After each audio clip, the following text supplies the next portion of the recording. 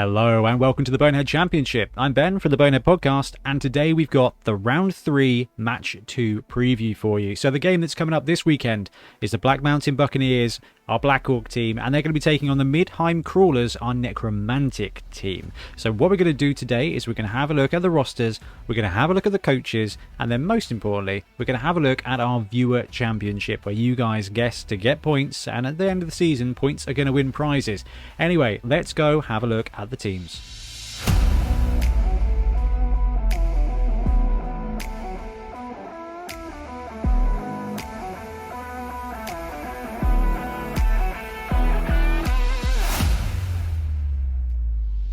So first up, we've got our Necromantic team, the Midheim Crawlers. So this team is sitting at 1035 at the moment. They've not had a huge amount of development, but as we can see from looking down the roster, there's a ton of players with SPPs. So they're just one good game off from absolutely exploding with skills. So that is something to look forward to.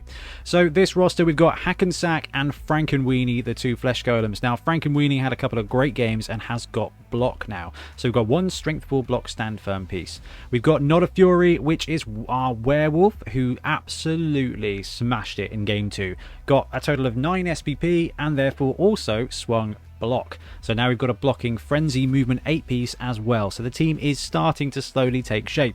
We've got 2 wraiths on the team, Larry the Laundry and Count Thread / Count Threadula. Count Thread sitting at 4 SPP, so 1 casualty away from being able to squeeze in another skill there. Thinking maybe Guard or Mighty Blow for a little bit extra removal here for the Crawlers team. And we've got Mariguts and Rotten Fingers. Mariguts sitting at 3 SPP as well. So 2 ghouls on this team. So if you look at the layout here of our positionals, we've got both golems, we've got both wraiths, we've got 2 ghouls, and we've got 1 werewolf. So you can see right at the top there, we've got 90k in the treasury. That is because this team is saving up. Now we need to get 35k now to pick up werewolf number 2. And at that point, we're going to have a couple of block skills, we're going to have a couple more skills on the team, and we'll have both those werewolves.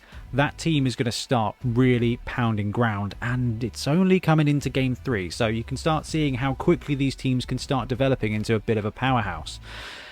1, 2, 3, 4 zombies. Ramstein and Phil the Rock, both rocking 2 SPP there as well. So we could see some zombies starting to get some skills. Now, realistically, with zombies, you know, you can play the long game, all right? They've got regeneration, so you can just wait for them to get 6 SPP and choose your skill. I would be inclined with either of these two to just take a random normal if we get 1 SPP more. So 1 incidental casualty here. We're going to start seeing some random normals come through. Count Threadula, we want to wait up to 6 SPP. See if we can get a TD here with Mariguts to score that 6th bit there, and the werewolf is only 5 SPP away from scoring its 2nd skill, so we could see the werewolf get another MVP and then take blodge. Now as it stands, this team has got 2 rerolls, 1 dedicated fans, and 90k petty cash. So for this game we're going to take 1 keg to make sure that we keep these players on. We're going up against a giant, so there could be the chance of extra removal in the way of knockouts, so we'll take the Bloodwiser keg, and also we'll take a Weather Mage, giving us either +1, +2, -1 or -2 to the weather roll once per game. That's going to mean that actually this edge kind of difficulty that we have in this team, we should be able to negate. We should be able to keep the weather a normal weather and therefore save up. Basically, it's kind of going to give us an extra reroll by not hurting us with weather. That, I think, is where we're going to be sitting with the Midheim Crawlers. And then we've got the Black Mountain Buccaneers. I don't have my shirt on, but I do have my mug ready to go. So this is our Black Orc team, and they are really starting to take shape here. So they've got 0 money in their treasury because they're sitting at 1125 now after going on a bit of a buying spree in between rounds. 3 rerolls now for this team, and they've picked up an Apothecary. So we are taking shape. We've got that extra consistency with that reroll, and that Apo is going to keep our players slowly getting there. So we've got Gronk, our trained troll. Gronk's been okay so far. He's got 2 SPP, that's 1 casualty. If we can sneak in an MVP or a couple more Cas for this troll, get him Brawler, we're going to start seeing some serious pounding of the opponent from Gronk. We got Gromakansu, Breeze Block, Greg the Cruel, Aslog Skull Smasher, Zologs, and Leg Ripper. All 6 Black Orcs at Strength 4, Grab, and Brawler. These guys can really pound the opponent as well. Now, Breeze Block did level up in the last game and swung Mighty Blow, along with Leg Ripper, who's got Block. So Leg Ripper plays the role of the Blitzer here. Brawler is no good if you're blitzing, Block is. So Leg Ripper is going to be our primary Blitzer. Breeze Block having Mighty Blow is going to be on the line just in the brawl. Okay, 2 die blocks with Brawler. Going to be able to use just basically every third 2 die block is a 3 die block. You just get extra dice from that Brawler skill, meaning we can score more POWs, meaning that we can turn more of those POWs into casualties, which is more SPP from Breeze Block. So we're going to start seeing bit of block, bit of Mighty Blow. Now Grek, Decruel, Aslog and Zologs are all sitting at 2 SPP as well, so they are just an MVP, a couple of casualties away from swinging their first level up too. So we're going to start seeing these Black Orcs start, really start to form that horrid front line that the Black Orc team can swing. Small Sword Snapper is back. Had to take a game out, which was very, very sad, obviously, but is now sitting at -1 passing.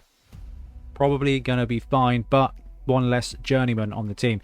Tyrone Trollkisser is a superb player. So strength 2 isn't great, but the fact that he rolled a tackle on a random normal skill up makes him fantastic. It's going to be really useful for this team. Now it's just the 2 ghouls we've got to watch out for, but actually having a bit of tackle on that could be really useful. Ghouls are strength 3, so he's going to be punching up, but hey, it's always useful to have a bit of tackle on the team. Barflog the Brave sitting there doing nothing at all, but Grob Brady scoring 2 of the touchdowns for the team so far. He is close enough that we could have taken a random normal, but Grot Brady is going to be our main player. We are saving up those SPP. We are going for the full 12 to get him sure hands so he can be our primary ball carrier for the rest of time. Grot Brady, probably going to play for this team for at least 20 years, so we want him to be skilled up right. We're just going to save up and take that double. 3 rerolls, 5 DF, meaning we can farm that cash. 1125 means it's 90k over the other team. This team has got some brawl. Now we're up against 2 strength 4 stand firm pieces. One of them's got block. We've got that werewolf, and that werewolf is going to be pretty useful at taking out goblins. So I am a bit concerned about that. I think if the game plays out where that werewolf gets a couple of shots, that's going to be 4 die blocks with block against the stunty players. We could see a bit of danger there. However, we're going to have a giant.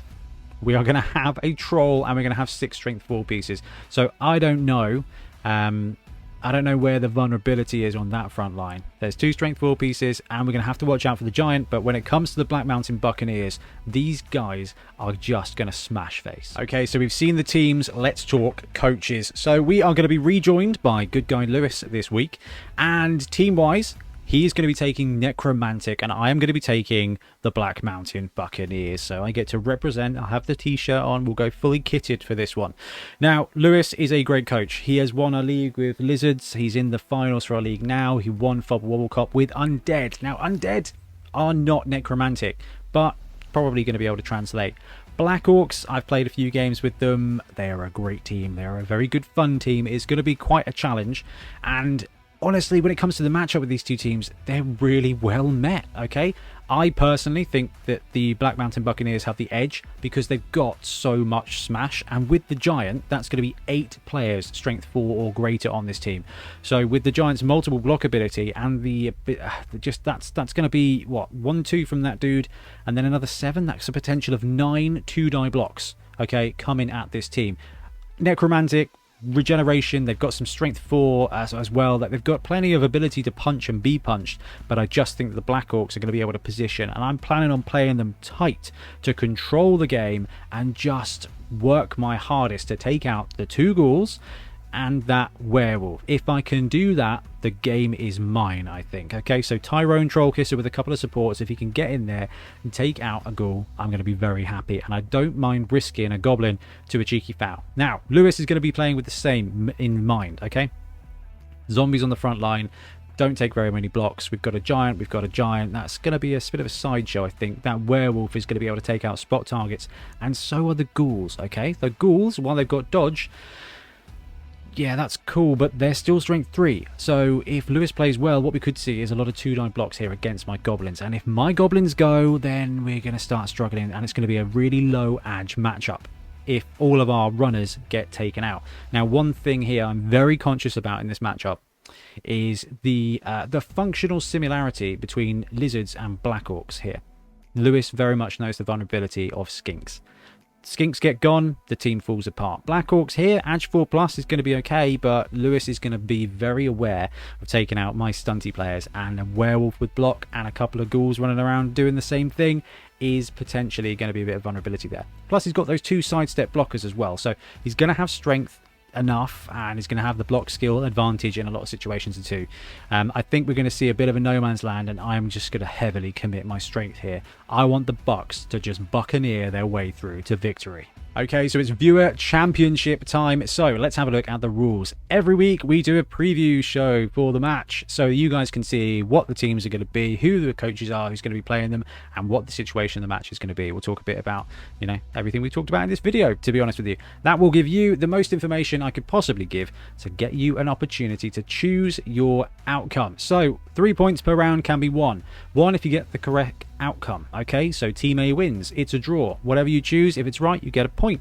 And for each team who score correctly, you guess, you get 1 point as well. So there's a maximum of 3 points there. If you guess that it's going to be Snotlings winning 7-0 and they win 7-0, you get 1, 2, 3 points. If you there's ways to get 1 point, 2 point, 3 points. Be aware of draws. Now, timeline wise, we will close this at 9 AM UK Saturday. That is because the game will go out Saturday morning to our Patreons and goes live for everybody else on a Sunday morning, and we don't want to give the Patreons too much inside information, as in we don't want them to see the match before they get to guess. So we'll close those guesses in at 9 o'clock Saturday morning to make it fair for everybody, and at the end of the season the people with the most points will win the most prizes. And as it stands at the moment, the people with the most points, we've got a 3-way tie for first place here. We've got Sam O'Dwyer, Marco Nioso and Papa Z all sitting at 13 points. Now Sam tore away with it right at the very beginning, and we're seeing some other players catch up. Second place, we've got Waller sitting at 12 points. Now in third place, we've got Matilda, Zephyr Baby, Gecko 8 and James Folks. And then down here in fourth place at 10 points, we've got Vaughan K, 1000 Hats, Ernest Cummings, Paul Thompson, Wayladonna, Chris John, Joaquin Solis and Logan Lay. And in fifth place at 9 points, we've got Tim Bunnage, ex Black Flag X, Matt Risbury, Ads D, Trevor Craig, Carl Messenger, David Warner, Blood Bowl Commissioner, Mr. Rip Giblet, Austin Faulkner, Dish Dash, Liminality, John Naylor, Nick Russell, Nicholas Fitzgerald, Sex Machine, ATK, Monkey, Braze 77, Pat Paints, and Stuart Shelley and Richard Stone. Now, it's 3 points per game. The top players have got 13 points. And we've got so many games left to play. What is this going to be? This is going to be game 8 of 15 in the regular season. So there's still a ton of games to rock. Is this really game 8? This is really game 8. We are reaching the halfway point of the regular season now. This is very exciting. But there's still plenty of games to play. And this season will be running until the end of the year. So please don't let that put you off getting in some guesses for these scores now. Because there's still, what, 20 plus points up for grabs? Get it in, man. Let's get these points going. Okay, so we've looked at the teams, we've looked at the coaches, we've looked at the viewer championship. All that's left to do is look ahead at this weekend. Big game, Black Mountain Buccaneers and the Midheim Crawlers. If the Bucks take it, they'll go into joint first place. Midheim Crawlers are trying to sneak their way out at the bottom of the league here. It's only round 3, but that means there's only 2 more games after this one to go. So big game for both these teams to make it to the top 4 to get to the finals. Anyway, thank you very much for watching. We'll be back soon with more Blood Bowl content. Happy blocking. Stay tuned for the full leaderboard.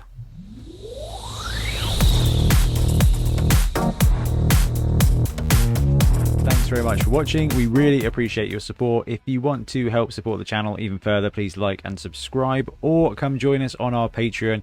We have early access to content, we get loads of feedback from you guys, and we try and do competitions as much as we can. Or you can get yourself some Bonehead Podcast merch on our Spreadshirt site. So if you want to support a team, especially for the Bonehead Championship, you can pick up a shirt, a mug, things like that. It all helps support the channel and we really appreciate it.